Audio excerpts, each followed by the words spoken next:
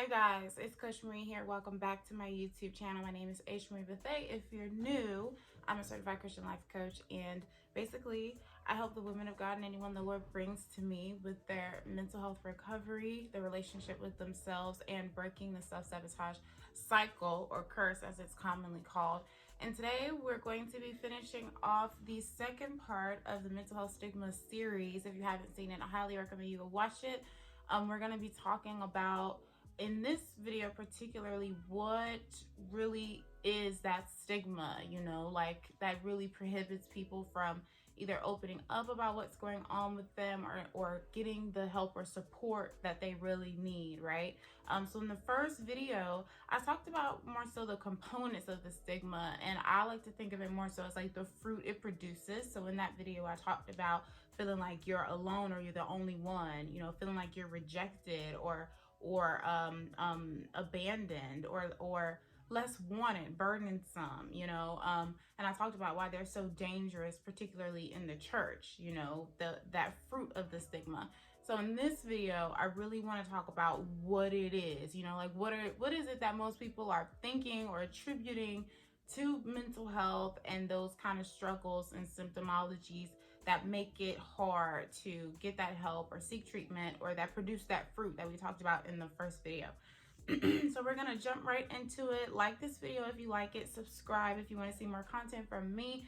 More information about how you can talk to me will be in the description box, so don't be afraid to check that out. First thing, let's jump right into it. The first part of the stigma that I see very often is that people think that people who are dealing with mental health symptoms or issues are just attention seeking, right? They think that it's, oh, you just want attention, right? You just want someone to pay attention to you. You're just doing this for the attention when you're saying you're sad all the time, or you're always talking about you're anxious or da-da-da. And there is a derisive, or like a belittling tone to this part of the stigma, where people, they attribute that to you, and it can be really disheartening or discouraging, because that can make you feel villainized for struggling or going through different things, whether it's mild, moderate, or severe, right? But not, there's a difference between attention seeking and struggling with, your mental and emotional health. Now, sometimes there are attention-seeking components to the symptomology, but that does not mean that there is no validity to the symptomology as well. You know what I mean? So I just want to encourage you to be really careful when you are, when you're looking at someone who seems to be going through things, and be really careful of just writing them off as attention-seeking. And one thing that really helps me, that really helped me in the past, and that I really appreciate when people understand this thing concerning me, if I ever seem that way, because if you guys who don't know my testimony, go watch that. It's up on my channel, my mental health testimony.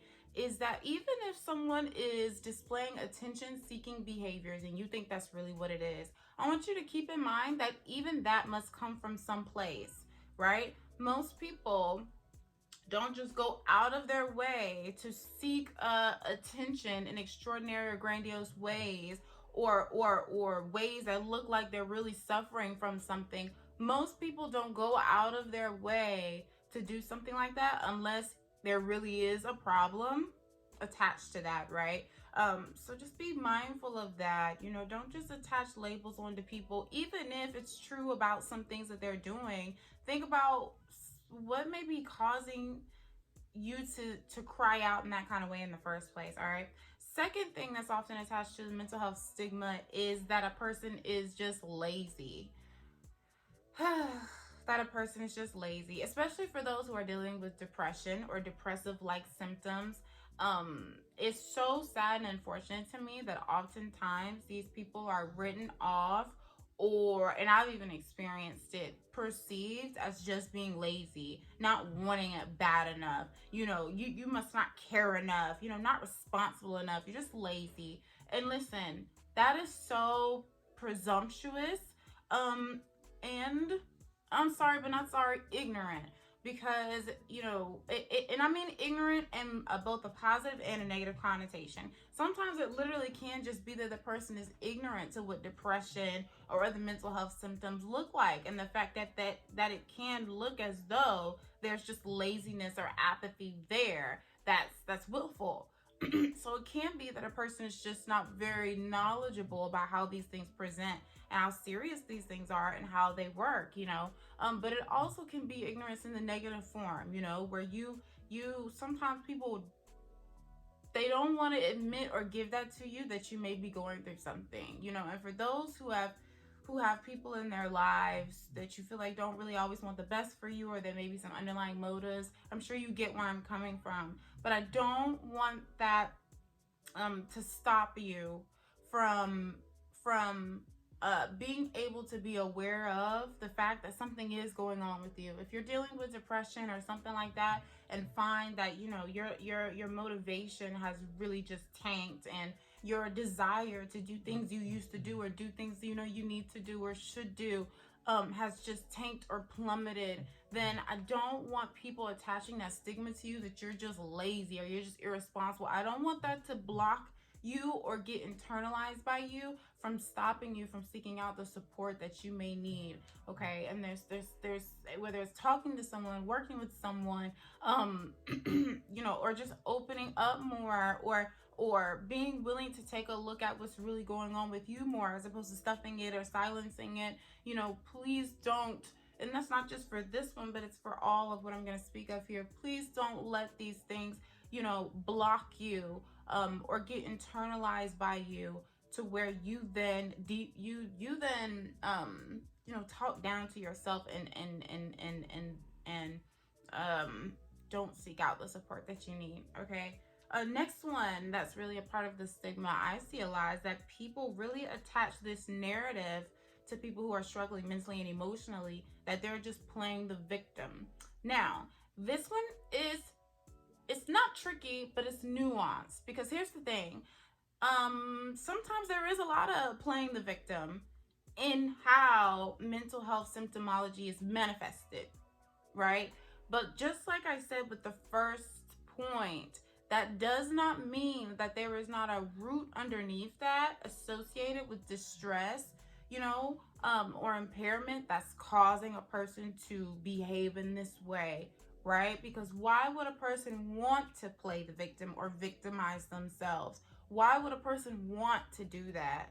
This is why, for those who are watching who maybe are not dealing with mental or emotional struggles and are wondering, okay, how can I not perpetuate the stigma, or how can I be more supportive? I want you to think about things like, why would a person be doing these things, or these or perpetuating this behavior that I'm assigning to them, or that I think is relevant? Like, why would they be behaving like they're so lazy? Why would they be behaving in a way that I think is so attention seeking? Why would they be playing the victim? Why would a person do that? And it's because I want you to kind of think more deeply about the fact that even if a person is playing the victim or is seeking attention in grandiose ways, that's coming from a root of something that more than likely is attached to some kind of mental or emotional struggle or symptomology. More than likely. Because why would a person choose, before you vilify that person, think about, why would they choose to always put themselves down? Why would they choose to never see the options in front of them that's so clear to everybody else? Why would they choose to disempower rather than empower themselves? Why do they seem to enjoy staying in that stuck place rather than taking advantage of opportunities to grow or elevate or whatever it is?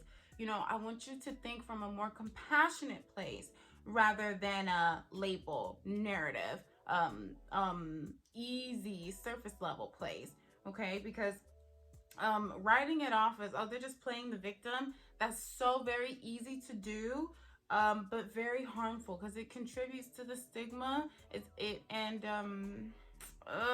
helps to really vilify people, and then they vilify themselves, and then they just they end up not really going through with opening up more and getting the knowledge and understanding about themselves that they need, the support that they need, the help that they need, all of those good things. Okay, so please, even if there are playing the victim or victimization components to the behaviors or tendencies that are being manifested, understand that that still comes from a root of something that needs, you know, some healing or support or deliverance. Okay. It can be a bit nuanced, right? Everything comes from someplace. um Please be compassionate.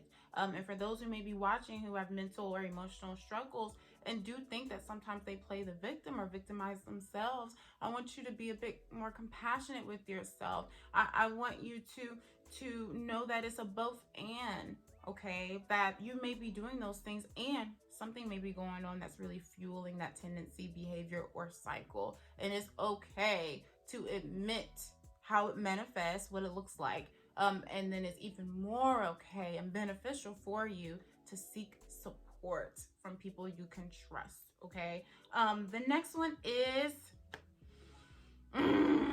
demonizing people. Okay, especially those dealing with mental and emotional struggles, demonizing them. And I don't just mean vilifying them or like they're terrible people. I mean also literally saying things like that they have a demon or just vilifying them. Okay, is there a very strong spiritual component and foundation to mental and emotional distress?